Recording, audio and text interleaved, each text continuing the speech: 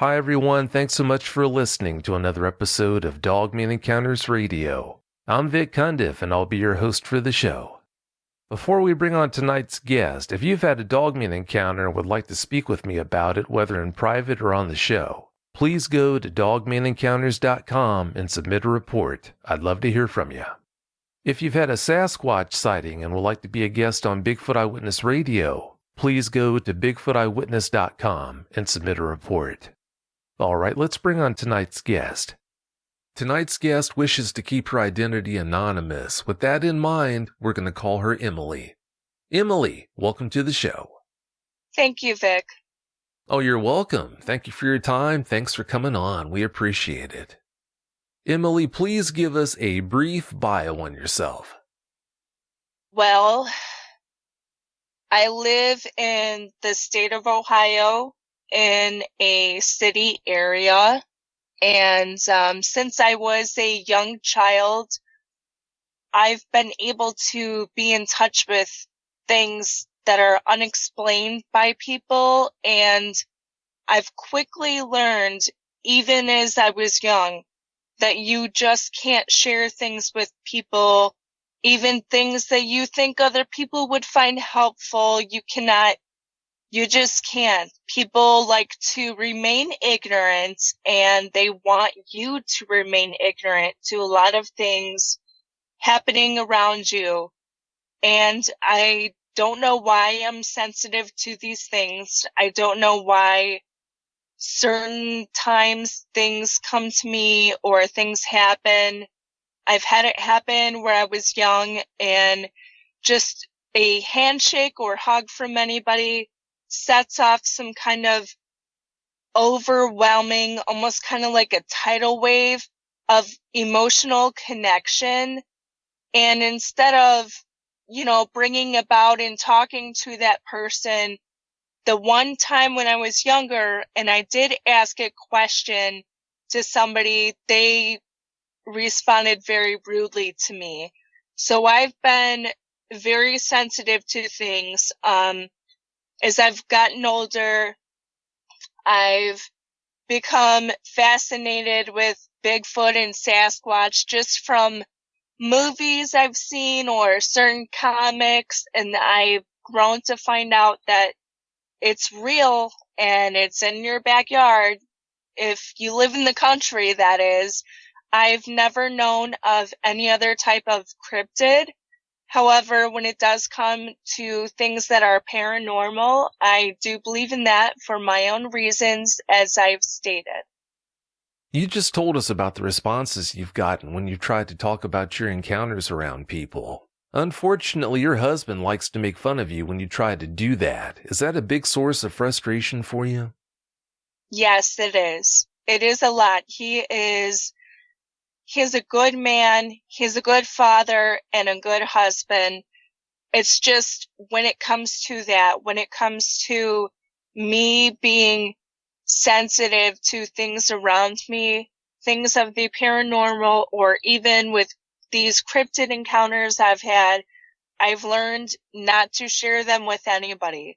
However, coming forward with you, feeling comfortable with you, and the strong compassionate community you have, I feel like I can come forward and share this. Well, I'm glad you understand that you can, because, yeah, you most definitely can. You said you have a close connection to nature that's hard to explain. Do you think that has anything to do with the encounters you've had? I do. I definitely do. And a couple of these encounters, the emotional sense that I've felt is just unbelievable to me. And listening to a few of your shows and hearing that other people have had emotional connections with their encounters, it just kind of lets me believe. And what do I want to say? It's just comparable to other things that have happened to me within nature or within just wildlife in general. It helps me understand that. Well, you know what they say, everything's connected, so You just might be right about that. There might be something to that. You have kids, but you've kept them in the dark about your encounters. Do you feel any guilt about doing that, or do you see that as good parenting? I do feel a bit of guilt about it. However, they are young, just in grade school. When they get older, I will tell them. I've had a few times where I have seen the same connection in different areas that my daughter has. And it's kind of put on a light bulb. And I've even had a dream about it where something or somebody has come to me in my dream and told me I have to tell her about this, because as much as I want to teach her that she has to keep it in, I feel like it's going to be a tool and she has to not be afraid of it. I can only imagine how that conversation's going to go. Hopefully she takes it all in and responds well to it, but yeah, it's a conversation you're going to have sooner or later, unfortunately. You had your first encounter in the spring of 2012. Before that, what were your thoughts on cryptids and other things that go bump in the night? I can tell you the bump in the night part is something that is very real to me, something I've experienced since childhood, something that sometimes I'm afraid, most times I'm not. Cryptids, as far as cryptids go, I've only ever known about Bigfoot. I didn't know there was anything else out there. I had no idea Dogman was a thing or other things. I did like a Google search on cryptids the other night, and there are so many different cryptids. Oh yeah, there's a laundry list of them, unfortunately. All right, Emily, you've got a lot of encounters to share with us tonight, so let's get to it. Please give us every last detail that comes to mind. Okay, will do. My first encounter was in April of 2012. My boyfriend, who is my now husband, we were staying in like a mother-in-law suite of my in-laws' house, and they stayed on the right side of the house, and the garage they had on the left side, they turned it into a mini apartment, let's say. So we stayed over on the left side of the house, and it is in the city, and the backyard is gorgeous. It's beautiful. It's got a pond. My mother-in-law loves to grow her flowers. They've planted trees, and there's even a gazebo in the backyard. It's just so beautiful. And at night, they like to have these solar-powered yard ornament things, and there's all kinds of different yard decorations back there. And my mother-in-law, she really likes wind chimes, so there's occasional wind chimes back there, even a solar-powered one that's really beautiful. And the entrance to our left side of the house has a wooden gate. You open the gate, and you can go, like, knock on our door. And I would also like to state in this, my in-laws have dogs, and one of the dogs is a German Shepherd with the pointy ears. So I'm familiar with what the dogs look like and smell certain times of the year, unfortunately, smell like, and stuff like that.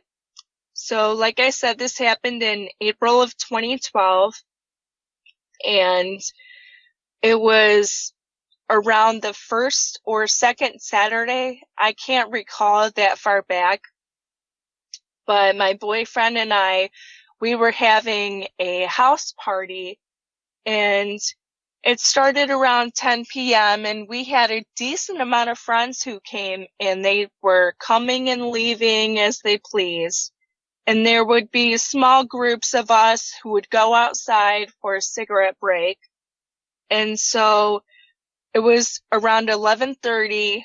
I had gone out for a cigarette break with a group of friends, and we had finished up, and they decided to go back in. And I said, well, hey, I am going to stay back. I'm going to call my friend. I'm going to see where she is. She's got to be on her way. So I called my friend, and I didn't get an answer, but I lit up another smoke and just put the phone in my back pocket. And so I'm standing there smoking, just kind of looking around the backyard at all the pretty lit up decorations. And then I look quickly to the left of me, and there's a side window on the left side of the house just before the gate. I am 5'11", and this window is 7 feet off the ground. And I can, like I said, it's 11:30 at night, so it's dark. There's moonlight, but it's not bright moonlight to see any details of anything. But I saw what looked like something extremely black. I had no idea what it was, with arms cupped over its eyes, like it had been peering in the window. And I didn't think anything of it. I'm not sure if it's because I was buzzed from drinking or whatever, but I did not think anything of it. And I looked down at my shoes, and I got that sense, that feeling. I haven't had it in a while, but I got that feeling. Something's here, and something wants to connect with me. So I looked at my shoes and I whisper, I can feel you. And then I take out my phone. I answer the text message I got. My friend said she was on her way. She would be about 20 minutes, and that was that. Then I look over to the left of me as I'm standing, and the gate is between me and whatever this was. But I look to the left of me, and then it was a big black mass and these blue eyes looking at me. And when I heard the footsteps coming towards me is when I looked up, because I wouldn't have looked up for any other reason, because I was texting my friend on my phone. But when I heard those footsteps coming towards me, I looked up, and that's when I saw those blue eyes. And I'm sitting there looking at it. I did not look away, because at that moment, I'm like, what is this? And I'm trying to recall what this is. And I bring my cigarette up, take another puff. At the same time, I'm looking at this thing. And all of a sudden, I heard a sniff. And right then, I was frozen in my tracks. I can't describe it. It's almost like this paralysis that I see other people explain. It's like my feet were frozen to the ground. I thought in my head, just go ahead, just move your right foot. Go walk to the door 4 feet in front of you. And I could not do it. I couldn't do it. And as I'm staring at this thing, the overwhelming tidal wave of emotional connection came to me. And I felt like I wanted to know it, to know who it was, why me. It wasn't like a feeling of threat, I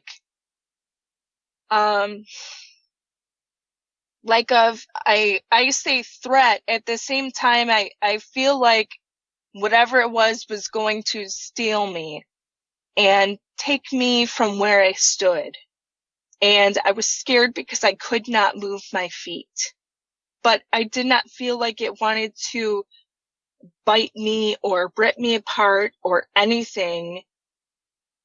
I look back down at my shoes because why can't I move my feet? So I look at my feet like, why can't you move? And I take another puff of my smoke. Why did I still have that smoke? I have no idea.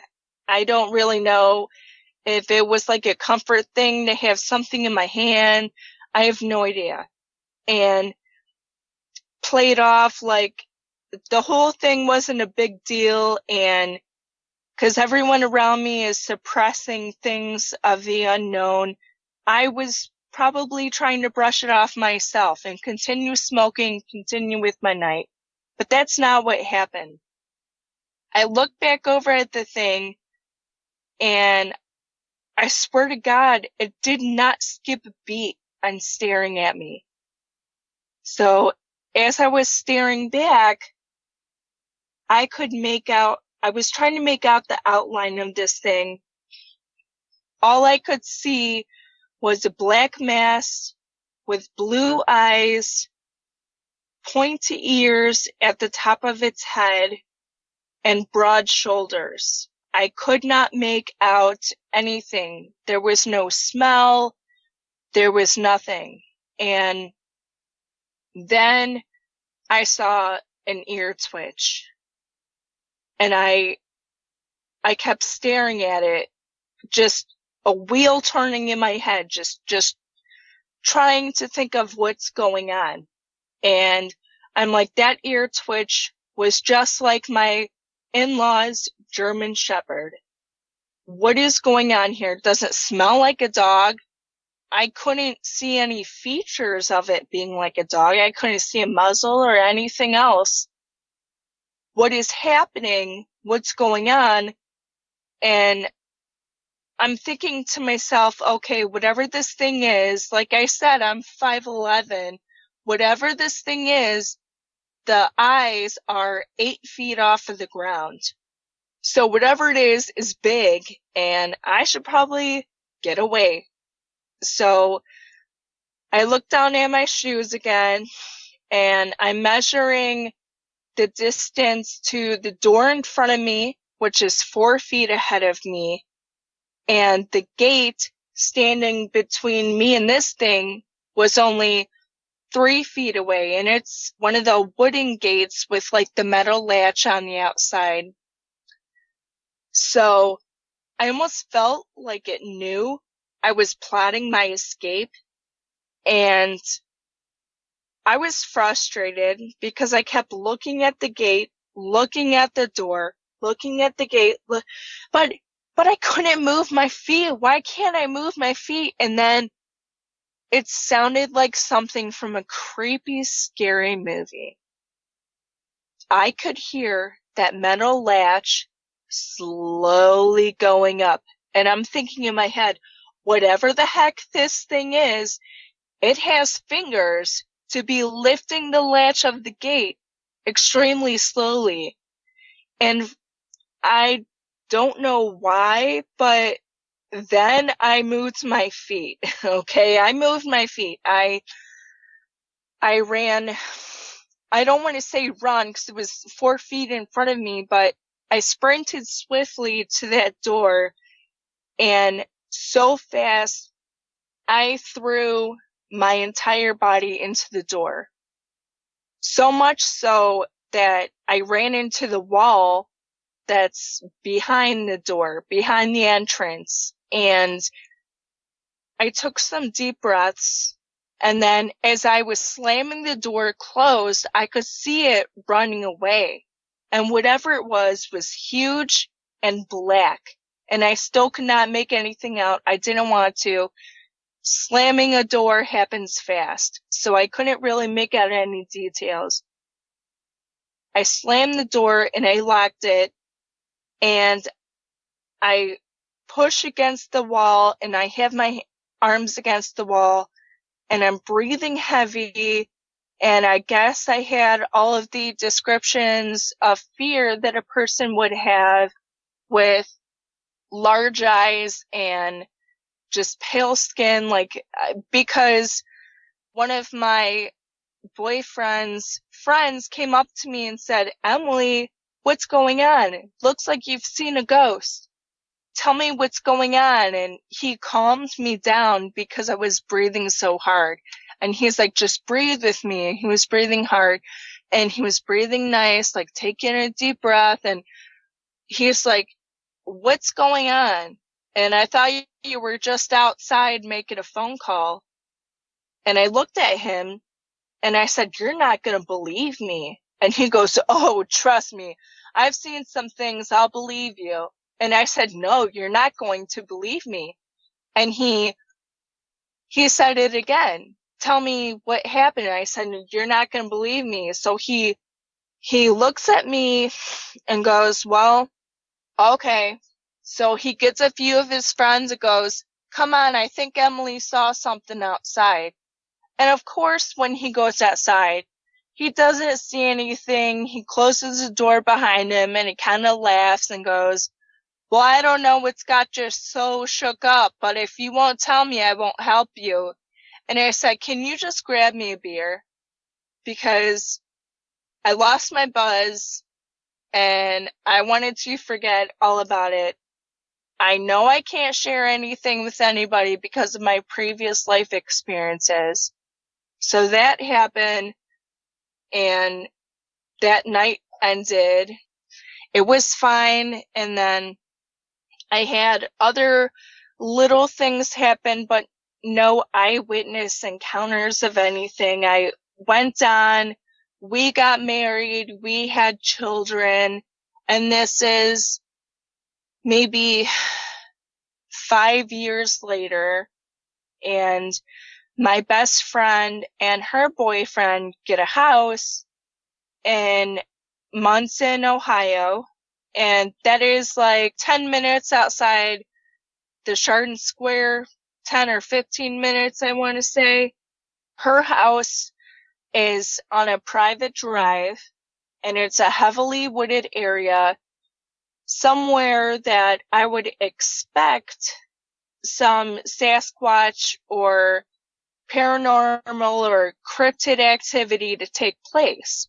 So, the front of her house, her front yard is about, I want to say maybe almost an acre long. It's a pretty big front yard and a pretty long driveway.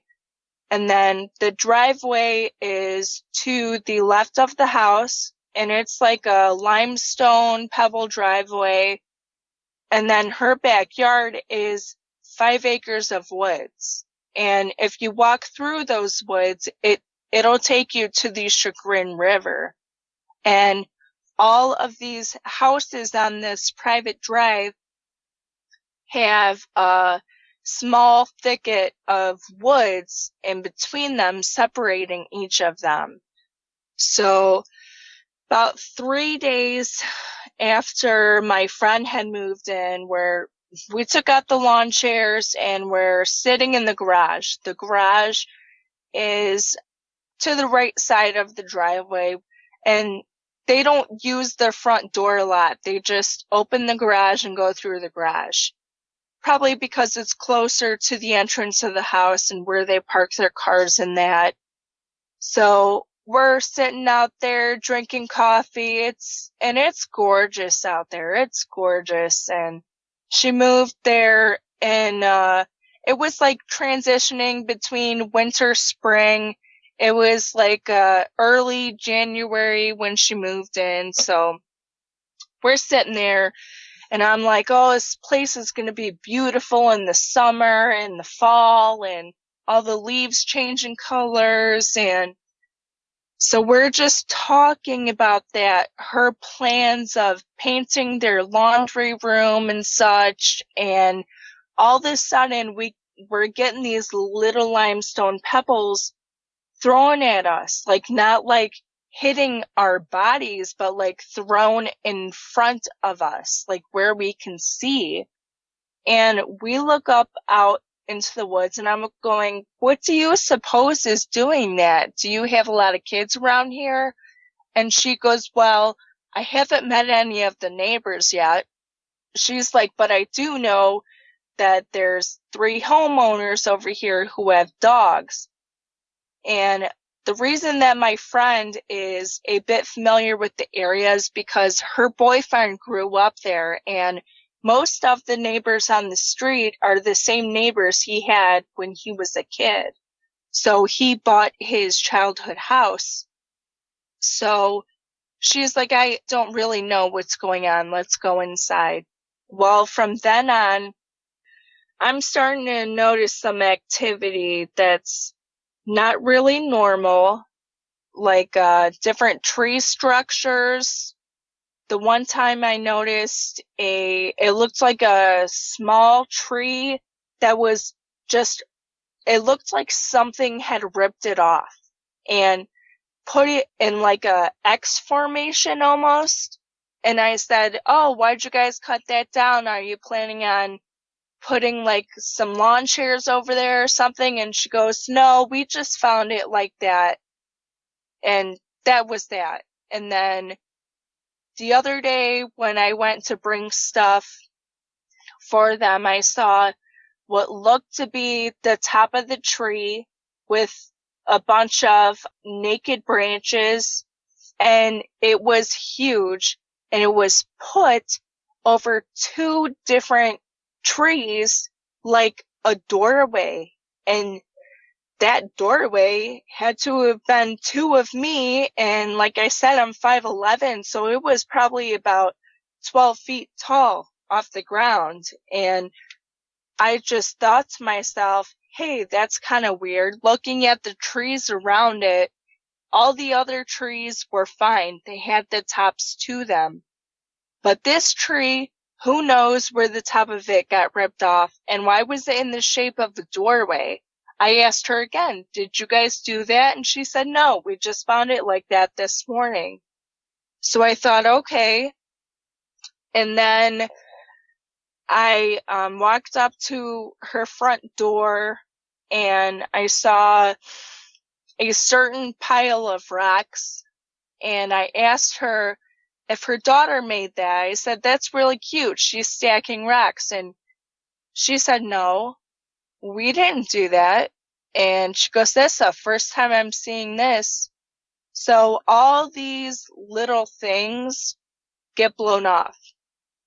And then that leads up to a month later, in February of 2017. This again was probably like the third week in February, and we're up late. It's 1 a.m. It's her and her friends, and then her boyfriend, some of his friends, couple of his family members. It sounds like a lot of people, but it really was just a small group of us. And we went out to the garage to grab a smoke, and we're just talking, laughing, carrying on, and stuff like that. And then all of a sudden, I sense a presence again. And I took a deep breath, and I just looked straight ahead. Now, straight ahead means that I am in the garage. The driveway is between me and the small thicket of woods, and then the neighboring house on the other side. But in front of me, past the driveway and the thicket of woods, I can see something huge. And it looked like it was about, again, 8 feet tall. And it was covered in like grass or hay or straw, like something like maybe the Navy wears or a deer hunter would wear. It was very odd to me because at first glance, I thought maybe that was just like a bush or a hill of something. And as I kept staring at it, I noticed that the head, not the rest of the body, the head put back behind the tree. And I thought to myself, okay, what's doing that? Did not see any eyes, did not smell any odor. And I kept staring at it. And it put its head out from behind the tree, and it had one arm on the tree, one arm at its side, and the arms were pretty long. And I thought to myself, okay, Emily, do not be chicken this time. Don't be chicken. Let's try to take a picture. Because if I got a picture of something being at the tree and the next day being there, my friend can't say, Emily, you're just seeing things. She could very well possibly believe me this time, that I'm not just making things up, or nobody can brush me off this time if I got some kind of evidence. So I take out my phone, I walk to the tip of the garage, and I have to say, I did not feel scared. Well, I should say, yes, I felt scared, but I should say safe. I felt safe around my friends. So I was slowly, my fingers were shaking and my hand was shaking, like kind of short shaking, but I was slowly lifting my phone to try to get a picture of this thing. And as I got to about my shoulder length to the window, there's like a small window to the left, the rear left of where I was standing. They have a small garage window, and there was a tap and a short growl. So then my friend's boyfriend decided, let's all go inside. So we all go inside. I did not look back to see whatever it was standing there, what it was doing. I just went inside, and my friend's boyfriend goes, yeah, we've been getting raccoons trailing into our garage, and we're still trying to get used to some of these little critters out here, and they can get in our house and stuff like that. And he's like, but don't worry, I closed the garage door. My thoughts in my head were frustration. Why is he so ignorant to what just happened? Because obviously I could see it in his eyes that he was too nervous to go outside and investigate. So I'm not sure, but I knew whatever it was did not want to be photographed. And it was probably very, very curious about the people in the garage hooting and hollering at whatever time in the morning or night or whatever it thought it was. And I think it had a friend with it. And the tap and short growl on the window stopped me from photographing the friend that I saw. And that's what I can gather from that situation. Now, we all go to sleep, watch a movie, go to bed, wake up the next morning, put my sleeping bag in the trunk, look at that tree, and what do you know? It's not there. And I am so angry at myself on the inside, because if I had been able to take that picture, somebody around me could have understood. My friend or her boyfriend or even her boyfriend's parents, somebody could have understood that, okay, something was there. Emily did see something. So that was that situation. And about a weekend later, I had my kids and she had her kid. They're playing in the front yard. And we're just kind of standing there watching them, talking a little bit. And all of a sudden, a couple dogs bark. This was about 6:30. And Couple dogs bark, no big deal. The barks did sound a little weird, but I wasn't getting into it.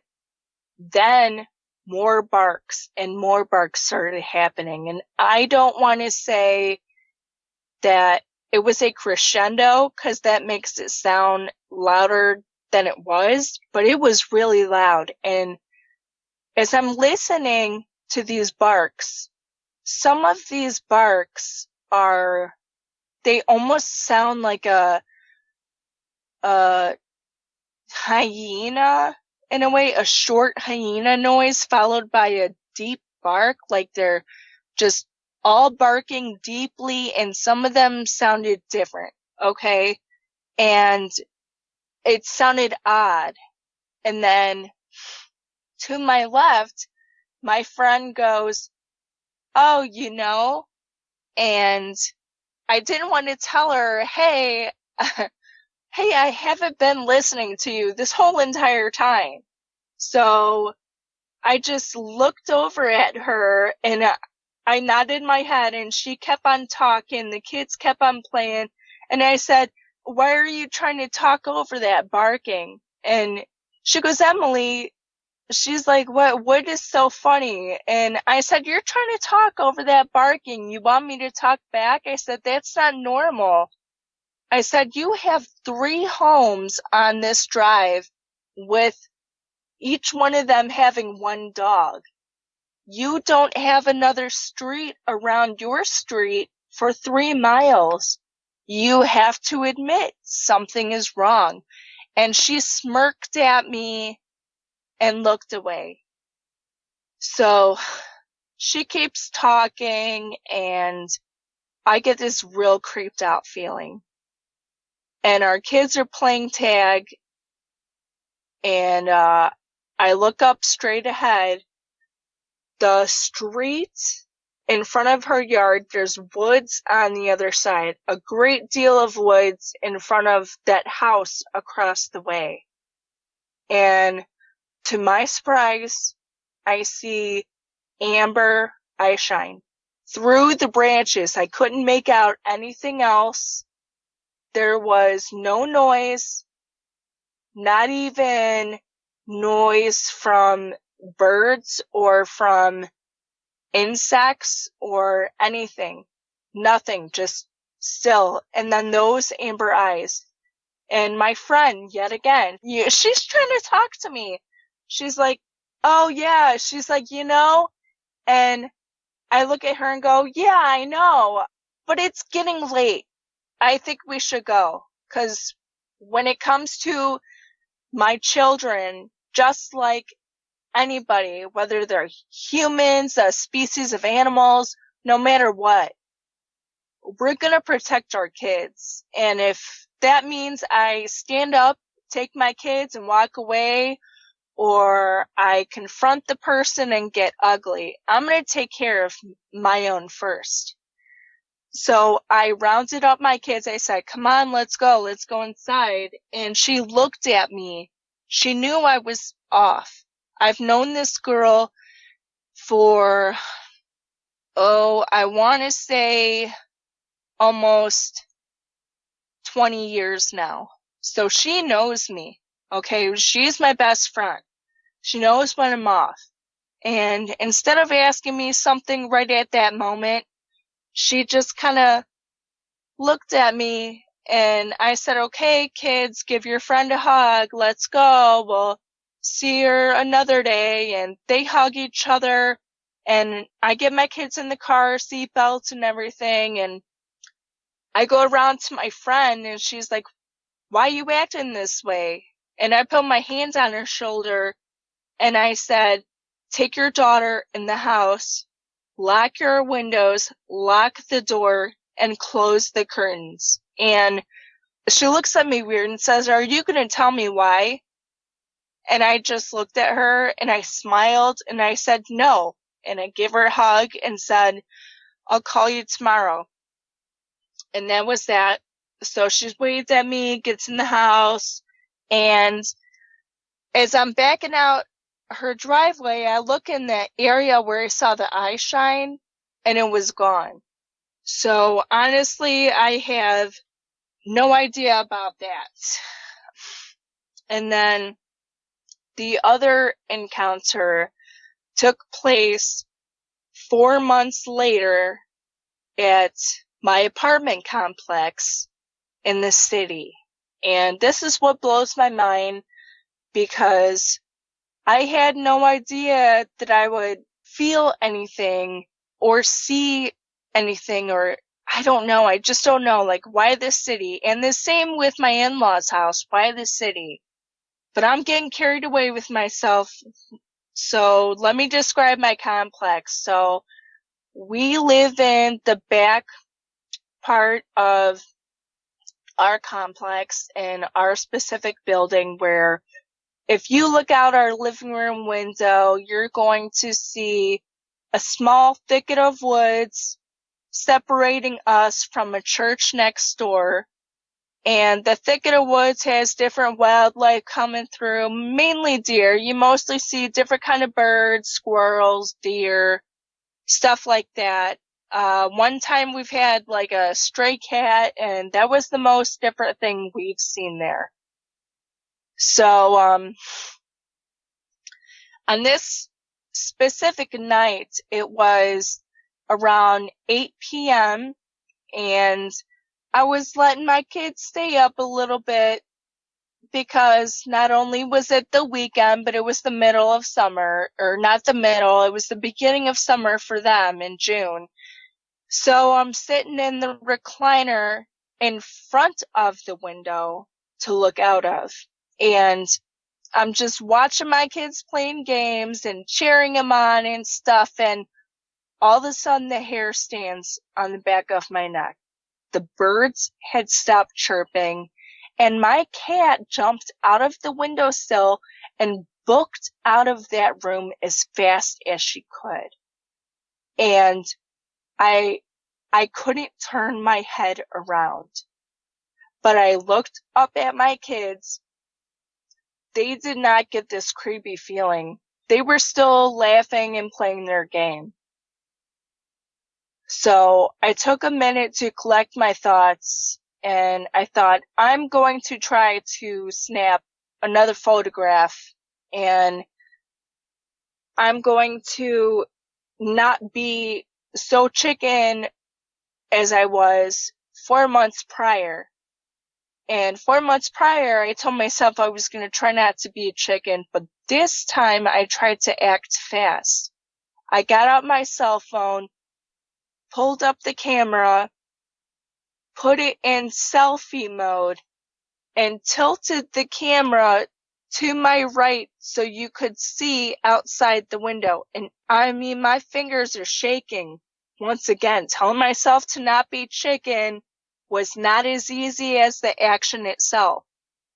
So just as I quickly tapped that red button to snap whatever it was, my daughter looks to her right and points. She's pointing out the window. She said, "Mommy, who's that hairy man?"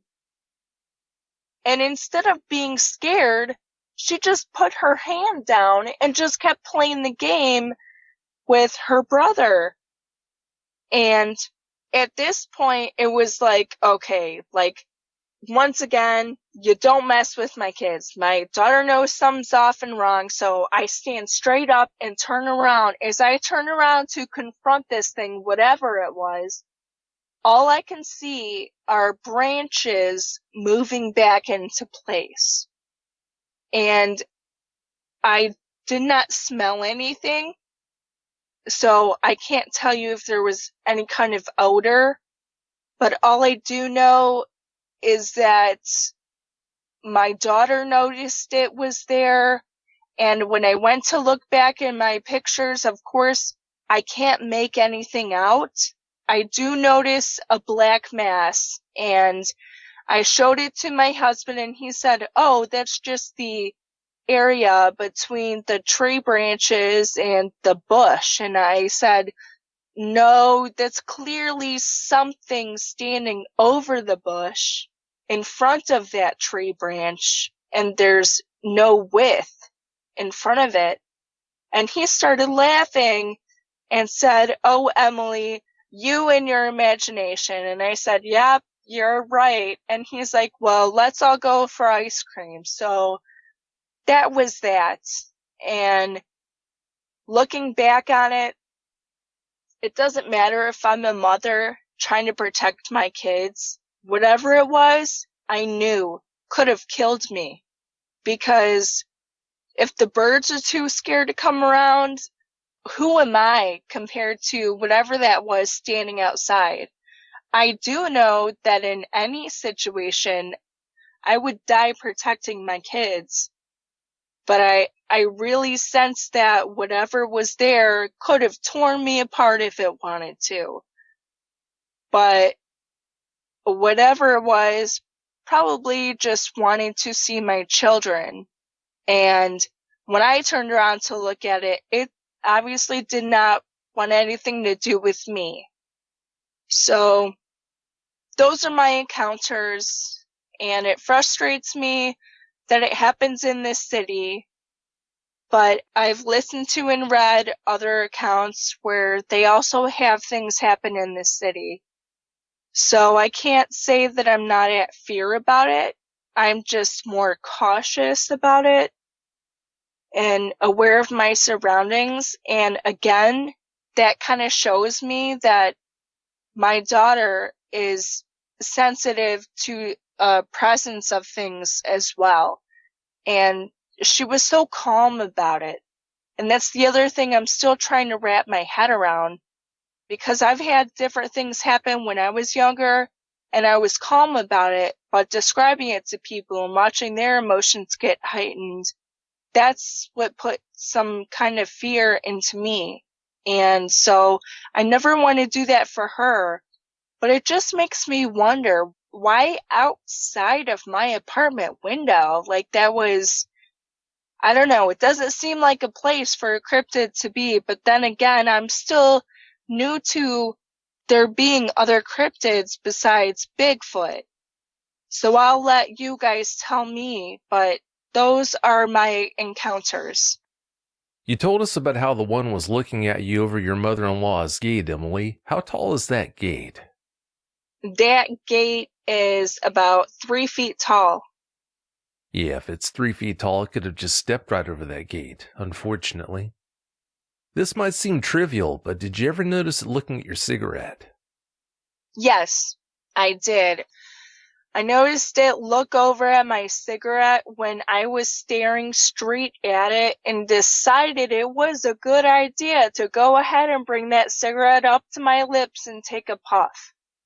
'Cause I'm recalling that exact encounter and I'm asking myself, why did I still have that cigarette in my hand? And like I said, I don't know if it's some kind of comforting mechanism or something that I had that between my fingers, but I do notice it removed its eye contact with my eyes for one moment just to look at the cigarette and look back.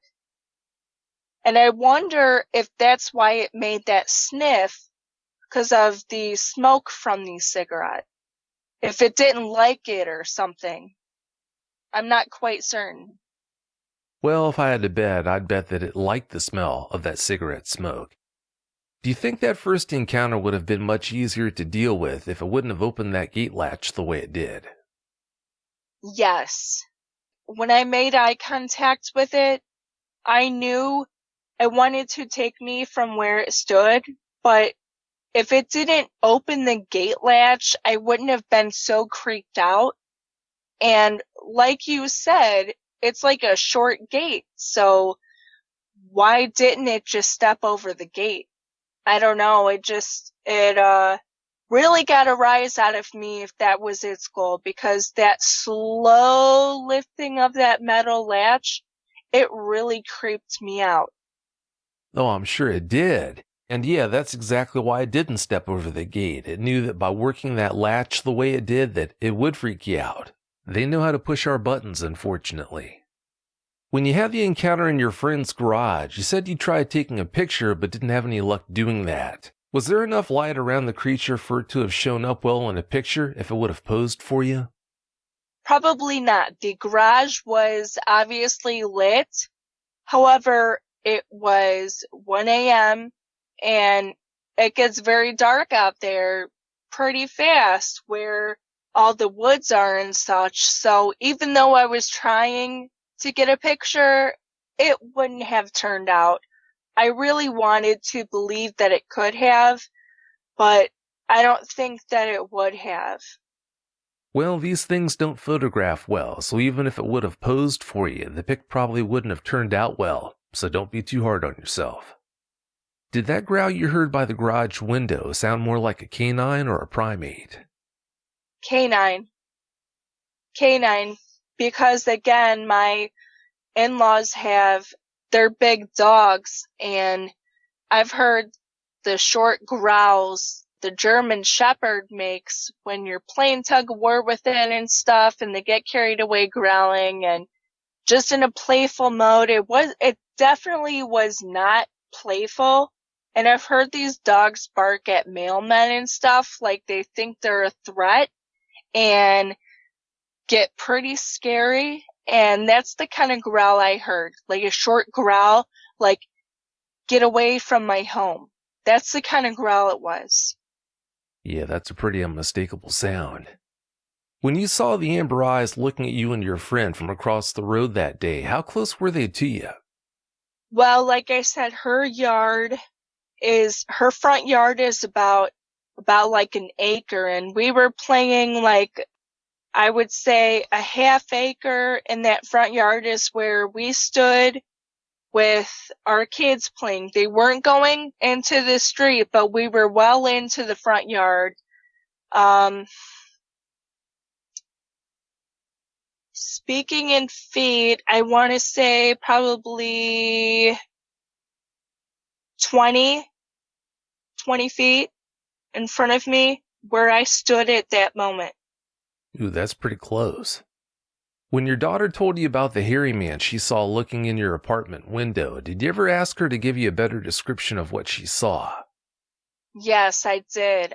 I let it go for the rest of the night. I did not question her because, like I previously told you, I don't want to spook her like other people I've shared experiences with of what have you, any kind of experiences. When you're a small child, other people's reactions could frighten you.